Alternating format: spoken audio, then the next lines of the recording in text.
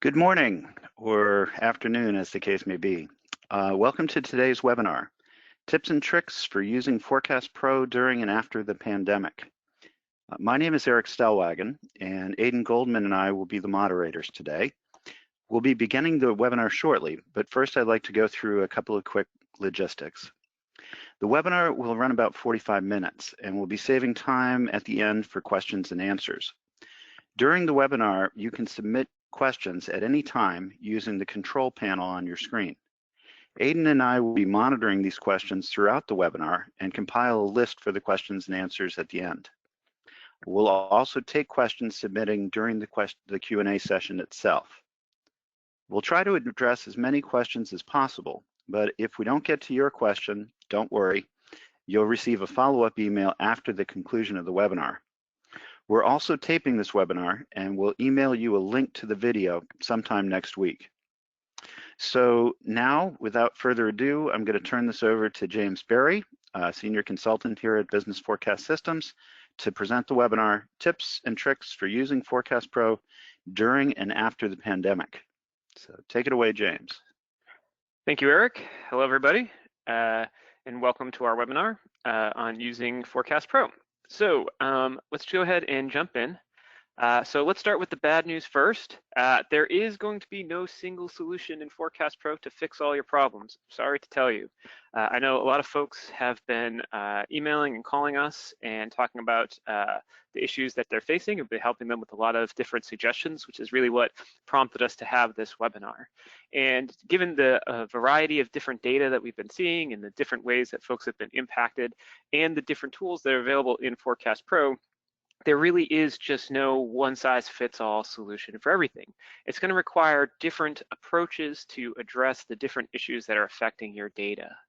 And really one of the key things that I want to get across is it might actually require multiple approaches now, as well as changes in your approach as you move through time. And we'll talk a little bit more about this as we go. So not only is there no single solution right now, the way that you actually address your data and the issues that are arising from this coronavirus may actually change over time as we get further along in the timeline. Right now, we're just at the beginning, and so how this moves is going to be affected.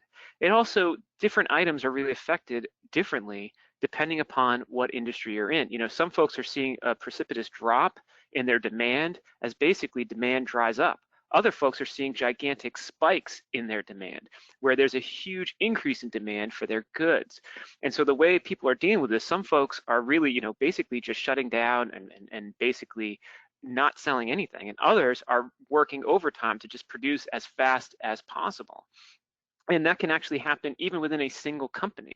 Some of the companies we're sending, they're saying, look, some of our goods are in huge demand, we can't keep up with it, but the rest of our goods, they're just not even having any demand whatsoever. And so even within a single company, the way that this is impacting folks is different everywhere that we go. And so again, this leads to the idea that there's no one solution. What we need to do is we need to address where we are now, how we think we'll move through time, and how we're going to address that down the road, okay? And so obviously what's really important is the timeline. We need to start thinking about where we are in the course of how this is going to affect our business. The first thing you have to ask is, has it already shown up in the history? Was your March affected? For some folks, March actually ended up being a fairly normal month or a fairly stable month in their data. For others, March has already shown the big change in what has happened, that there has been a very large spike up or a very large spike down in your demand. But that's not everybody. You know, some people, it is about to affect them. It's about to hit them here now that we're in the middle of April, but the impact didn't really show up in March because it was kind of this rolling basis and as things happen. So some folks, March has been greatly affected. Others, March is actually normal, and it's actually April where their effect is going to happen. So where are you in this timeline? Has it already shown up, or is it going to show up coming up now? Then you need to ask yourself, how long do you expect this disruption to last? You know, we are at the beginning part of this, but do we think there will be some sort of quick changeover that perhaps there was a spike in demand this month, but we think actually that was just sort of a sort of gut reaction to what's happened, and then we're going to return more to normal in April and May and June going forward? Or do we expect this, that there's actually going to last longer, that we think we're going to be in this kind of either lull or this heightened demand for the next several months? And then finally, what do we think, again, nobody knows, but what do I think our end game is going to be? Do I think that when this initial spike, this initial surge, either in demand or a decline in demand, after the surge passes, do I think that we will return to normal, or will there be a new normal that is established based off of this, that our demand has dropped and it's going to stay low for the foreseeable future? Do I think it has spiked and it's going to stay high for the foreseeable future? Or do you think that, no, actually there's this kind of spike, it's going to be a disruption that might last for a few months, and then we're going to return to normal? Now, depending upon where you see this, all of these different timelines really affect the methodologies that we're going to use to address this in our data. So obviously, do we have data that reflects some of this change already in March? Do we expect this disruption to last for a while or a short period of time? And do I think a new normal will be established? Or do I think I'm actually going to return to normal when this actually subsides? So these are important questions to start thinking about, because depending upon the answer to these, you will have different techniques that will be used in Forecast Pro in order to address this information. So of course, we've talked about some of the key things to consider. So what are our strategies that we're going to use? So the three main strategies that we're going to try to address these disruptions are overrides, event modeling, and waiting schedules. What we're going to do is we're going to jump into Forecast Pro and we're going to look at all three of these to discuss how we want to actually deal with this this kind of spike or this kind of change in demand that we need to deal with. Okay, so let's go ahead and jump into Forecast Pro. And I have loaded in some data into Forecast Pro. Now I want to try to address the three different types of impact that I just laid out in the slides. So what I've brought in here are three different scenarios. I have where there has already been a 70% drop in sales in March. So you can see here is my historical data, and there is a big drop in March. I can also show the inverse, where there has been a 60% rise in March. So it has already shown up in my data. And then I have a scenario where it has been stable. March did not show any kind of major impact, but I do believe an impact is going to start coming as we move along. So I have the three different scenarios that we're going to look at today to say, okay, how are we going to address these three different scenarios depending upon what I've been looking at? All right, so I'm going to start with the 70% drop group. Now, one of the interesting things that you'll see here when we look at this, sometimes it takes a while to impact it. If you look at my forecast, it is not supremely negatively affected by this. Whereas if you look at my 60% rise, the data has been much more adaptive and it has thrown the data into much bigger change. But at the 70% drop, mostly because a lot of my items were either high volume and they were kind of sustaining this, there's not been a major shift in the forecast. Whereas with the 60% rise, I can see a major shift already that has happened to my data. And this you will find when you look across your data, depending upon how adaptive your data is, how stable it is. Some of your data might be very noisy, and so seeing a big drop or a big rise in the most recent period might not be unexpected. Whereas if your data is much more stable and they see a big drop or a big rise, the program might be more adaptive. And so I wanted to show these different scenarios as we go. So we're going to start with the 70% drop, and the first thing we're going to address is something that everybody keeps sending us information in about is, all right, how do I override the forecast? So I'm going to go here to one of my layouts and start looking at the overrides. So I want to start making overrides to the data. And the first instinct a lot of people have, so I have the 70% drop, is I want to come up to my grand total of my data, and I just want to drop everything. 70%, or I want to drop it to zero. I actually think that I had a 70% drop in March, but that was because the beginning of March had some volume. I think April and May are going to be zero. They just are. We're going to come to this consensus. I want to set this to zero. And this is the first instinct everybody has. They come in here and they set the next 2 months to zero. I just think we're going to zero out. That's what's going to happen. And because they've talked to me and they're good forecasters, they're going to make a comment. I'm going to say zeroed out for COVID-19. And when I go ahead and try to commit this is the main question everybody has, is it doesn't let me. It says there's a conflicting override here and it was removed. And so basically when I come over here to this, it's not going to let me make this change up here. It's going to say, look, there's a conflict. It let me make it for May, but it didn't let me make it for April. Why didn't it let me make this change for April? Well, the reason for this is that you already have overrides probably throughout your hierarchy. This is the biggest problem that we are seeing when folks are sending this over to me. They say, look, I just want to overwrite everything at the top line, but it's not letting me. Why not? And that's because you already have overrides throughout your hierarchy. As you can see, I have overrides here. I have things that are set to 0 already for some of my items. I have them already fixed. And it will not allow me to go ahead and lower these forecasts because they contradict with things that I've already made. And this is a big problem for our customers. They want to make a change at the high aggregate level, but they're falling into this problem where they can't do it. So I'm going to go ahead and remove this one just so we can clear it out. And we need to talk about how do we get a solution for this. The easiest solution for this is to basically clear out all of your low-level overrides for the next few months that you want to make an aggregate total for. So if I wanted to make a change for April and May and I wanted to zero it out, what I need to do is I need to clear out all my low-level overrides in April and May up until this point so that they are free and clear that I can make a change at the high aggregate level. Okay, so we've been helping folks do this. I wanted to show you the steps to do it. The easiest way to do this is to simply open up the override report. The override report will list all of the current overrides you have sitting in place in your system. And what I want to do is I'm going to go ahead and I'm actually going to save this page out to Excel. So I want to save this report out to Excel. And then I want to go ahead and open it back up in Excel. So I'm going to open this up. And here it is. So this is listing all of the overrides that I already have. So what I'm going to do here in Excel is I'm going to remove all of the changes in place for April and May. And this is pretty easy to do in Excel. I'm just going to filter by the date column, and I just want to look at all of my April and May overrides. I'm going to come in here. So here are my overrides in April and May. These are the ones that are locking and causing my issues. So I'm simply going to delete these. All right, and then I'm going to clear my filters off. So what I have done is I've brought all of my overrides to Excel, and I've removed all of the overrides for these periods that I want to set at an aggregate global level. And I'm simply going to resave these. Now when I come back to Forecast Pro, what I will do is I will go to my data manager, and I'm going to load in an override file from Excel, that file that I just created. Okay.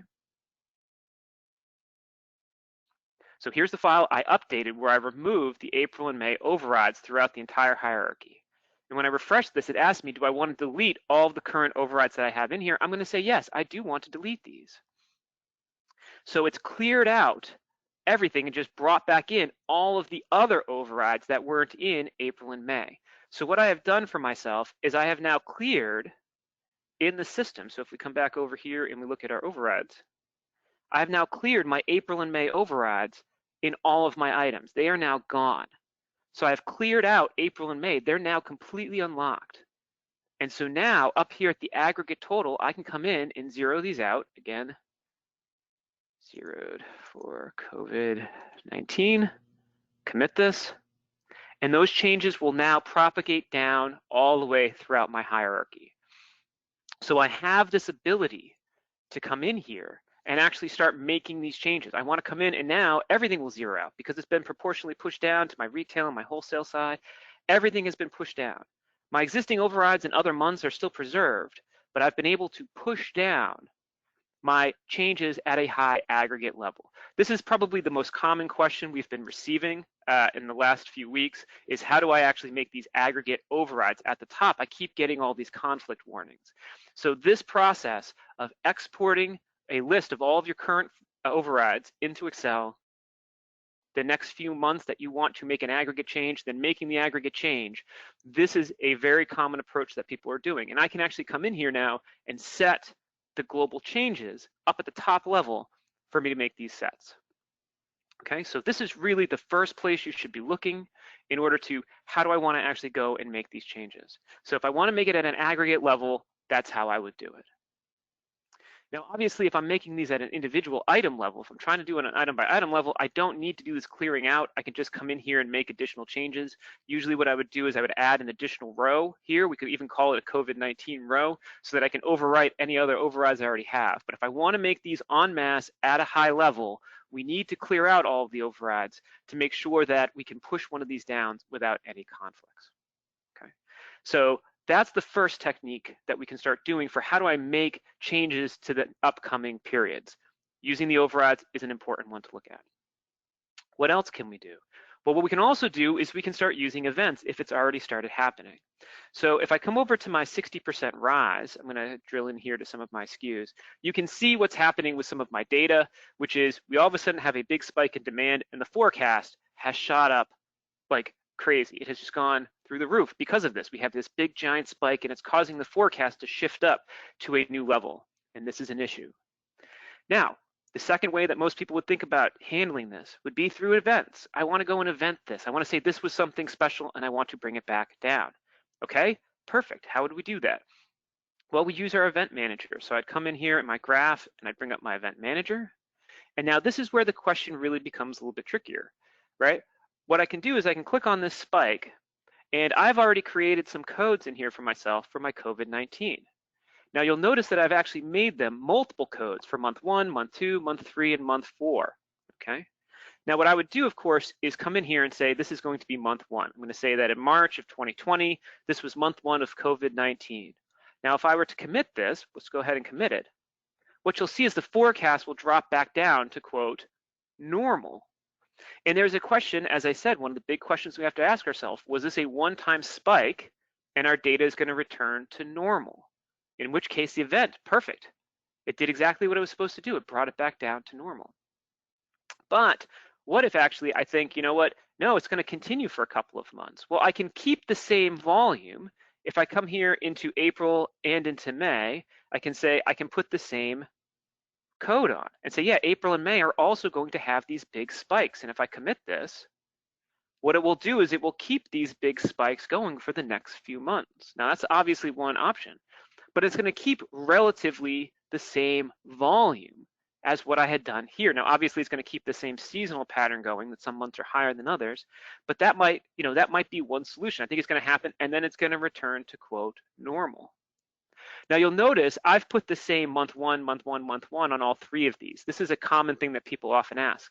Well, when April actually finishes, and in 2 weeks when April finishes, if April has a different volume, you would not want to keep month 1 on here. You would want to put a month 2. And when May came through, I'd want to come in here and put a month 3.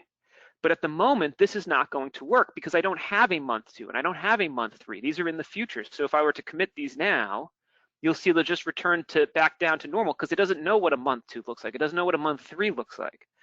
But over time, what we would want to do is you'd want to make sure that as data comes in, as April comes in, as May comes in, they might need their own event code to be applied to them if the volume change is different. Now, as I said, there's no one silver bullet because right now I'm marking this and bringing my data back down to normal, but I may then want to open up the overrides and come in here and say, yeah, you know what, actually, I want to not only do here, if we look at our data, we sold 35,000 last month. I think we're actually going to sell 25,000 the month after, and then I actually think we're going to sell 20,000 the month after that, and then I think 20,000 the month after that. And we'll just, again, call this COVID-19 adjustment. I mean, go and commit this, and you'll see it will gradually tailor it down. So I'm using a combination of techniques where I'm marking the current history with an event, and then I'm actually overriding the next couple of points because I want to. And the same thing would be true that if I'm making this at an end item, I can keep making it, but if I want to make these at aggregate levels, I would have to. So I can use these events to mark what's happened up until this point. And I might need to continue to use events as we go through time so that when April comes in, it might not get the same event code as March because they might have a big volume difference. So I might need to be making codes, not just that says COVID-19, but COVID-19 month 1, COVID-19 month 2, COVID-19 month 3 as it comes in. And I might need to use that in conjunction with my overrides because if I think the pattern is going to change going forward, I have no precedent for that. So I need to mark the points in the history where something strange has happened, so something unusual has happened, but I then need to use the overrides going forward to make this change, okay? Now this will be especially true if we look at the item that hasn't changed yet. If I look at things that are stable, well, I can't come in here and put an event on because March has been pretty much stable. I don't really have something to worry about March. I might need to come in with an event. Now, the third approach that we can take to try to deal with this, both if it's already started showing up and if it's going to happen in the future, is through waiting schedules. A waiting schedule allows me to put a schedule on multiple items that will then be applied as I go. Now, I've come in and created some waiting schedules over here in Excel. And what you can see is, actually, let me go ahead and freeze these. Over here during our transition period, I've started making. So I've created 3 different schedules. Now, how a waiting schedule works is basically it divides the history by the waiting schedule, it forecasts the de-weighted data, and then it multiplies it as we go. And what that means is if I put throughout the history a weight of 1, it's going to divide by 1. So it's actually going to use your standard history. And then what this allows me to do is to create a schedule using percentages to basically make adjustments to the forecast on a percentage basis. So my baseline forecast can affect it. So what I mean by that is if I look, my history up and through February 2020 is a 1 all the way back. So when I divide the history by 1, it does absolutely nothing. And then what it's going to do is it's going to multiply the history and the forecast by these amounts. Now I have, my first schedule is that I have a drop in demand starting in March. So if we look at my March data where it dropped 60% already, you can see that I have put in a 0.4, saying that I had a 60% drop. So when you multiply by 0.4, it's the same as lowering it 60%. And then what I did is I put in the schedule that I think will happen going forward. So in April and May, I put in a 0.2. Basically, I think there's going to be an 80% drop in demand in April and in May. In June, I have it at 0.5. I think there's going to be a 50% drop in demand. July and August, a 40% reduction. September and October, 20%. November, 10%. December, 5%. And then it returns to normal starting in 2021. Now I created a second waiting schedule where I have a drop starting in April, which means I have a 1 in March. I'm saying use March as it is. So for my stable items, this would be the kind of schedule that I want. And I think, you know what's going to happen? It's going to dip in demand for the next 2 months. So I'll have a 50% reduction and a 60% reduction in April and then in May.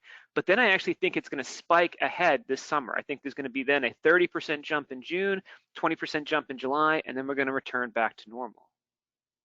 Or in the other direction where I have a rise starting in March, I think, look, I doubled demand in March.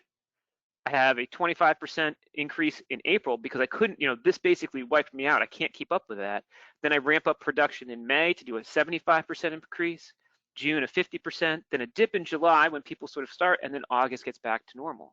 Now I can create these schedules however I would like, and obviously I can design them in the way that I think my data is going to fall. And what this then allows me to do in Forecast Pro, I've loaded these in, I can then apply these waiting schedules across the board. So if I come over here to my graph, if I put this waiting schedule on, I can right click and say weights. And for instance, I say, look, I think there's a drop starting in April. And I can put that in and you can see there's a dip in demand in April. And the beauty of using weights is that I can apply them across the board. So I can come in here and actually apply this, for instance, to siblings, everything in this current group. And they will all follow this pattern where we'll have a dip for the next 2 months and a small rise the month after. And I've been able to push this pattern, this shape, to all of the items within, okay? If I come over to my rise, I can actually do the same thing here. I can come in here and I can put the waiting schedule over here where I think there's going to be a rise starting in March. Let me actually remove all of these. I didn't put that there. So I'm going to put in my waiting schedule where there's a rise starting in March. And I can apply this the same way to everything in this current group. Okay. So here you can see it's coming in and it's putting this kind of rise in and then the dip and then the rise. So it is passing my, basically my entire pattern onto these other items, and it's pushing all of this information this way, okay? So going back to our slides, just to review what we've talked about up until this point, we really have 3 major tools that we have available to us. We have overrides, we have events, and we have weights. And these are not mutually exclusive, nor are they a single solution at any one point. We might need to use events now, overrides later. We might need to use weights to establish our baseline, but override that to make it better. And then as the history comes in, I might need to even event some special things that even the weighting schedules don't capture. These are really the three levers we have to pull. Now, how we pull them and how we apply them to our data is very dependent upon your business and is very dependent upon your industry. It's dependent upon where you think you are in this kind of pandemic, how I think the change is happening and where I think it's going to go. And all of these require some amount of judgment, some amount of planning for your company to where you think you will be. And the biggest thing that I've seen, and the last thing I will say about this, and we'll get into some of the questions for you, is, a lot of it, what I've seen is a lot of people are making very short-term changes. They're only really focused on April and May, and all of their longer-term forecasts, they're kind of just letting sit. They're like, look, that's fine. I need to handle the here and now.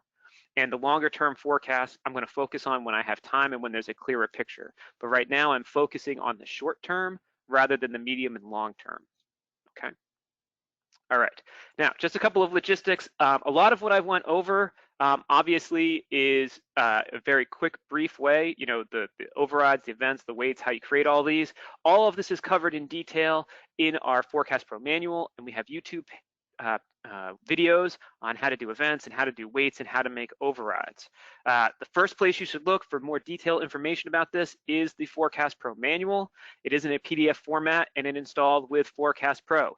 You can get to the Forecast Pro manual from the Help tab up at the top, and you can see we have the documentation sections set off over here. So if you need to get access to this, you can get it there.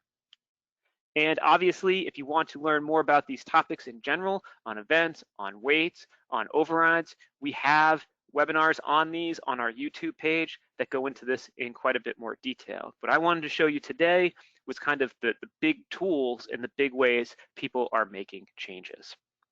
Okay. All right, with that said, we wanted to leave a lot of time for questions. And so Eric and Aiden, I'm sure everybody has been asking plenty of questions. If you've not asked any up until this point, please use the GoToWebinar box. You can ask questions here. We'll try to get to as many as we can. If we do not get to your questions in time, please don't worry. We will respond to them via email afterwards. Okay. All right, Eric, what questions did we have? Okay, thank you, James. First one's a pretty straightforward one. Someone has noticed that the demo is being performed in version 6, and some of our folks are using version 5. And so the question is, would I be able to take these same types of actions using version 5? Excellent question, and the answer is yes, absolutely. All the things that I did here, the override report, entering overrides, weighting schedules, and events, all of that is built into version 5. Obviously, the interface is a little bit different, but the exact same steps happen. The override report looks exactly the same. You can still export it to Excel and make those changes and import it in through the data manager. The events are the same. The weighting schedules are the same. So in version 5 or version 6, all of these techniques work the same way. Okay, thank you. Our next question has to do with events. And the question here is, can events be applied at any level of the hierarchy? And for example, if something is having a similar impact throughout a level, could I work at the group level with using the events? Okay, so that's a good question. That is a little bit more of a complex question. So events can be applied at any level, yes. However, they will only be applied at a group if you are also going top down from that group itself. Okay, so for instance, if we go back to Forecast Pro, if I came to the 60% rise and I tried to put an event on here, so if I came in here and I said manage events, and I put this event on here, and I said this was COVID-19 month 1, if we watch the forecast, nothing happens, nothing changes, because I'm not going top down, I'm going bottom up. And so if I'm going bottom up, events need to be placed at the bottom level. If I'm doing this at a group level, I could also go top down from the group level. And if I do this, it will produce a very significantly different forecast up here, and that will be pushed down.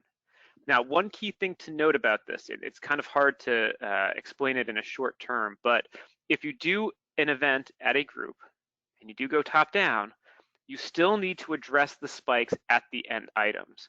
By fixing it here at the group, we have established a good forecast to distribute. However, by not fixing the event at the groups, I am not establishing a good proportional distribution. The initial forecast at the end items figures out how we distribute this group forecast. And in order to make sure the group forecast is distributed accurately, I need to make sure that at the end items, they have accurate forecasts, which means I will have to address events down here as well. So I can make events at any level of the hierarchy that I want, but if I'm doing it at a group, you must be going top down.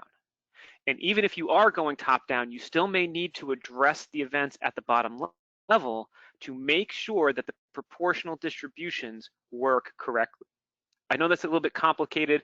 That is a bit more of a more detailed topic, but the key thing to remember is even if I fix it here, you can see that the end items have these weird groupings and have these weird forecasts. It has these spikes, and that's because I didn't fix them at the bottom level, which means the proportional distribution of this lower forecast will be incorrect.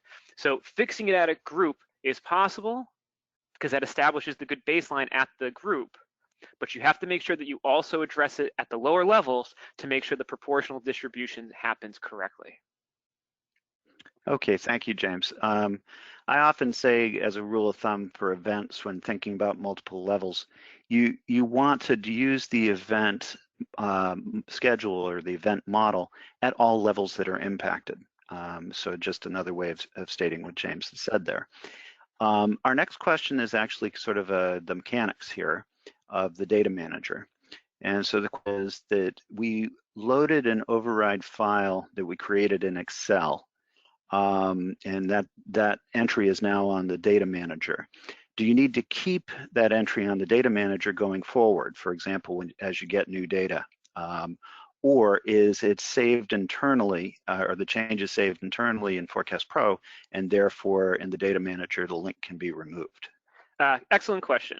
So yes, they are saved in Forecast Pro. So once you do this once, you can remove this and clear it because you do not need that in there anymore. That is true. We do not need that in there.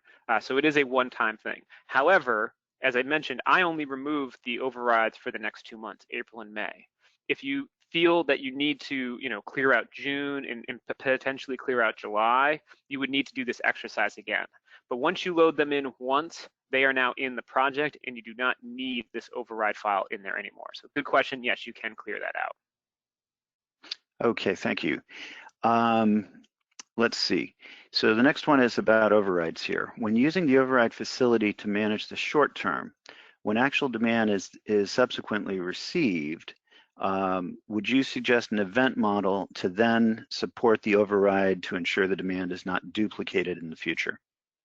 Yes, so that is a good question, and the answer is yes. As I mentioned, as you move through time, when April's comes in, if April ends up having a big peak here, once April comes in, you will need to event that as well. But I don't, one thing that I often ask, people often ask is, well, when I make the override, could I also put an event on this as well, right? I overrode this, and then I also want to put, a preemptive event onto April.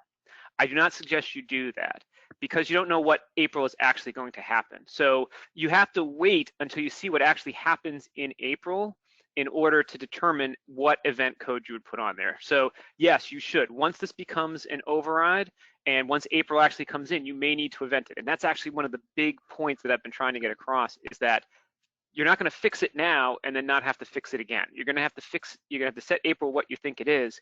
Then when April comes in, review what actually happened and determine, do I need to place an additional event onto that because the history is there, and what event code do I have to put on there? Is it going to be the same as March? Is it going to be unique for March, etc.? So yes, absolutely. When April comes in, you're going to need to event that and put it there, okay? Okay, thank you, James. Okay, we've got a number of questions about using the weights, and several people have asked the question of, can you recap how do you create the weight they come from, and what information is needed when you create the weights? Okay, so the weighting schedule is going to be created in Excel like I did. So you can see here, I created these schedules here in Excel. That's not something you do interactive within Forecast Pro. That's just not possible. So we need to create these events in Excel. You can have it, these waiting schedules in Excel. You can have as many or as few of these as you would want. As you can see, I have 3, and these are different scenarios. One of the idea that I set my waiting schedule to 1 throughout the history. So this is formatted just like you would a normal input history file. It does not have any hierarchy information because it is not hierarchy specific, and the schedule names need to begin with an underscore. So you can see I've created the schedule names and they begin with underscore, but they still have all of our standard header information right here that we need to use, okay? Then we have the dates going left to right, again, just like we normally would. I have set the history to 1 because, again, what the waiting schedule does is it divides the history by your waiting schedule. It then forecasts that deweighted data, and then it multiplies this schedule back into the history and into the forecast periods, okay? So that's where it is putting this information in. Now, one of the things that's important to note is by dividing by 1, I'm basically using the original history. And so by using the original history, I'm forecasting the original history. And then I multiply by this waiting schedule, which you should think of as percentages. I am multiplying by a percentage when I bring this data into the system. So when I create of 0.2, I'm gonna, because I used 1 throughout the history, I'm just taking the forecast by 0.2, which is gonna lower it 80%. Or I can multiply it by 1.25, which will raise it by 25%. Basically, I'm going to say, here are the percentage changes I want from normal. Because I used the original history here, what I want to do is I want to come in here and I say, okay, here's what was normal, forecast that. And then I'm going to adjust that forecast. This is an alternative to using overrides. It's basically establishing a baseline forecast by using percentage adjustments on a month-by-month basis. Now, the advantage of using the waiting schedule is that basically it doesn't matter if you already have overrides in there. I don't have to clear out my overrides. I can put this in. It also allows me to create this pattern that I can apply on a batch basis or on a group-by-group basis because I'm using the modifiers. When I come in here, by using the modifiers, I can apply it at one group at a time. So this one has this schedule, but this group can be placed with a different schedule. So unlike where the overrides, I have to sort of clear out everything and make changes on these aggregate levels, the weights allow me to put on basically these patterns. It is a solution to establishing a pattern if you want to do this on a longer term. Now, obviously, if I'm just zeroing out everything or I'm just raising everything 50%, that's easier to use the overrides. It also gives you more interaction in the tool. But if I want to establish kind of a pattern that goes on with all of this information, then what I need to do is I can use these waiting schedules to come over here and actually push these patterns on that I can create in Excel just using my own judgment, and then apply them on a group-by-group basis, an item-by-item basis, et cetera, to basically establish a new baseline forecast. So this is the third approach. Most of our customers don't really understand that this is even available. So that's why I wanted to show it as a possible solution.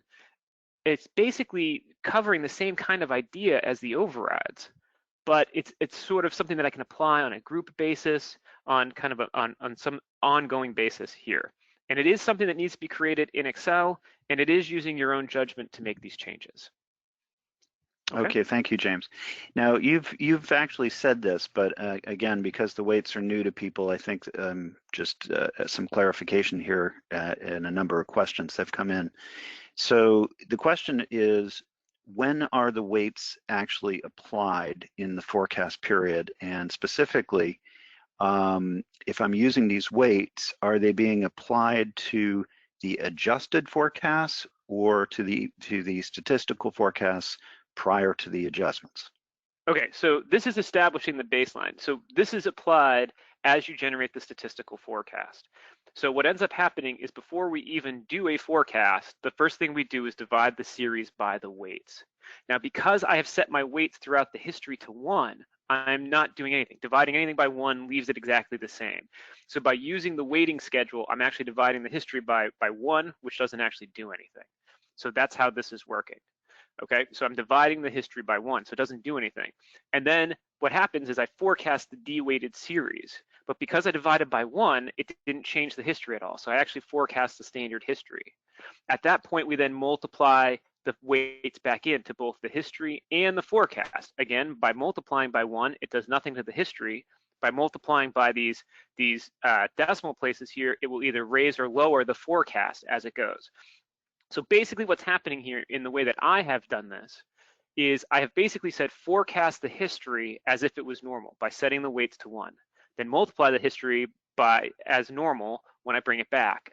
So I establish the initial forecast, then I multiply the weights back in. And because I'm multiplying by 1, it does nothing to the history.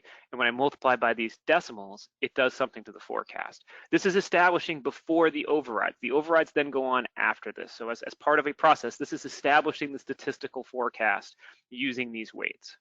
Usually weights are used in other ways. They're used for things like trading days. So, how many actual working days do I have in a month?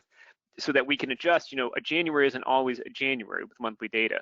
If you only work weekdays, sometimes January has 21 days, sometimes it can have 23 days.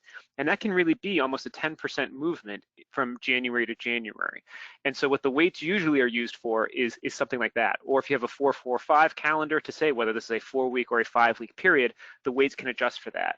What I've done here is not adjust for anything. I said just leave the history alone, but then multiply the forecast by these weights, basically assigning this new pattern on top of it. It is an alternative to using the overrides. The overrides are a possibility here, but this is an alternative to apply a pattern that you create yourself. Okay, thank you. A couple of questions on visibility when making overrides. One is, would it be a good idea to bring in month-to-date sales data from an external file and use that when making overrides because things are changing so quickly? That is a very good idea. So yes, the answer to that would be yes. I don't have something like that set up here in this data file because it just doesn't have it. But yes, a lot of people will bring in current orders. So you can bring in an external data row. So in the data manager, we would bring in an external row. And if you load it in, what would happen is there would be a row under the forecast row that would say current orders. And so, it's a great idea now. We're halfway through April, and to see where are we actually going to be in April. If we're halfway through, and we sort of said, okay, well, if we multiply that by 2, what would it be? So that is an excellent idea. I didn't really bring that in here, but yes, if you have access to that data, it would be excellent, especially when making overrides, to load in an external row to say, current orders, and have April's load in here so you can see it compared to what your forecast is. Okay. Another question along the lines of things are changing so quickly. Because things are changing, should we consider going from monthly data to forecasting weekly data? Okay, excellent question. I had sort of anticipated this. Given the time frame that we had, we only showed a monthly example. We did not get to weekly. It was we had to sort of pull together all of this data so we could have good examples for it. If you are currently doing weekly, you do have the advantage of you have multiple weeks of information of how your data is shifting. So you have more points to compare against, which is good. However, weekly data by its nature is much more difficult to forecast. And so because of that, going from monthly to weekly is not a great idea if you can avoid it, because weekly data, the forecast accuracy tends to be lower because there's more noise. You also have to address a whole bunch more moving parts with weekly data. So there are shifts in weeks. There's holidays. We just had Easter. Easter, does shift months. It was in April this year. It can be in March, but it tends to be more stable, whereas weeks, it moves all over the calendar. So no, I don't suggest that. But the idea of working weekly throughout the tool, the idea that was just suggested of loading in your current orders in the monthly buckets to try to compensate for that probably makes more sense. So if you're doing weekly, you have some advantages, although the disadvantage is if you have multiple weeks, if I have the last 3 weeks have been really low or really high, the forecast is almost certainly going to jump up. Okay, and so you're going to have this kind of jump up or jump down that's happening, these kinds of steps, and so it's going to be much more reactive because you have multiple periods where this has happened. And so you have to continue to have these same problems of, do I event these? Do I overwrite them? Do I try to put some sort of schedule? But I do not suggest that if you've been working in monthly to go to weekly. The idea of pulling in your current orders, that is kind of a good solution so that, I'm working throughout the week, I'm seeing what's coming in, but I'm still just adjusting my monthly number based off of that. Okay. Well, I think we'll end the questions there. Thank you, James, for a lively session, and certainly the lots of questions indicate that people find the topic of interest. I want to thank everybody for taking some time out of their day to learn a bit about Forecast Pro and how to use it given these unusual circumstances that we're experiencing. And I'll let James say a few words in closing. Sure. Again, as Eric said, thank you everybody for joining us, and thank you for the questions. If you do have questions, specific questions or support questions, we can always help you with those here at Forecast Pro. Good luck with your forecasting. All right, so thank you everybody. Take care, and we will post a video of this shortly. We will upload it, and everybody will get a copy of that as well. So take care, everybody. Happy forecasting. Stay safe. Bye.